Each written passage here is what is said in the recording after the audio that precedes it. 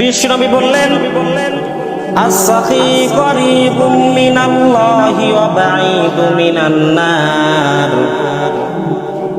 অর্থাৎ দুনিয়ার মধ্যে যারা দান সদকা করে, কিয়ামতের ওই ভয়ঙ্কর দিনে সব থেকে আল্লাহ তাআলার কাছে থাকবে ওই ব্যক্তি যারা দুনিয়ার মধ্যে দান সদকা করে, এবং জাহান্নাম থেকে ওই ব্যক্তিটা অনেক দূরে থাকবে।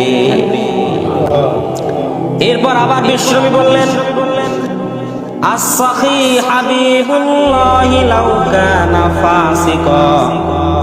দুনিয়ার মধ্যে যারা দান সদকা করে, ওই ব্যক্তি যদি ফাসিকও হয় তারপরও সে আল্লাহ তাআলার বন্ধু।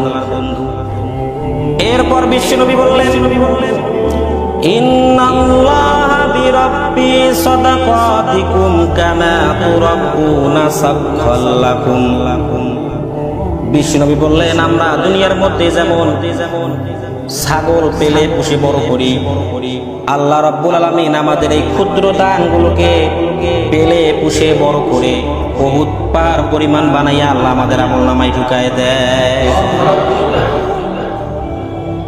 কিয়ামতের এই ভয়ঙ্কর দিনে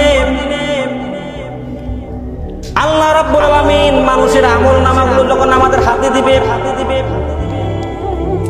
কিছু সংখ্যক মানুষ আমলনামা হাতে পেয়ে আল্লাহ তাআলাকে বলবেন, ও দয়ার মালিক, এইটা তো আমার আমলনামা নয়, কারণ দুনিয়ার মধ্যে আমি তো এত ভালো কাজ করি নাই।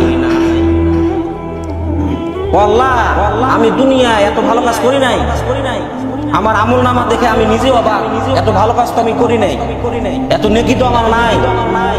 আপনার ফেরেশতা ভুল করে হয়তো কারো আমলনামা আমাকে দিয়ে দেন। রব্বুল আমিন বলবেন, না,